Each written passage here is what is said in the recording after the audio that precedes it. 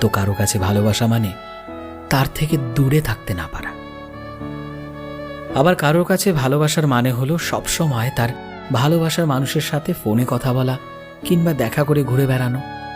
আবার কারো কাছে ভালোবাসার মানে হলো প্রিয় মানুষটা যতই দূরে থাকুক না কেন তার কথা ভাবতে ভাবতে ক্লান্ত হয়ে যাওয়া।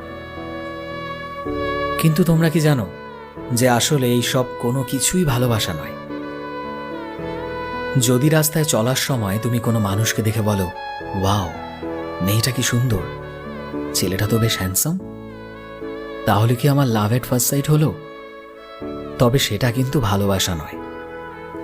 সে সুন্দর তাই তুমি তার দিকে বারবার তাকিয়েছ, তোমার মনে হয়েছে এটা ভালোবাসা। কিন্তু একবার ভেবে দেখো যে যদি সে অ্যাট্রাকটিভ না হতো, যদি সে দেখতে সুন্দর না হতো, তুমি কি তার দিকে লক্ষ্য করতে? নিশ্চয়ই করতে না।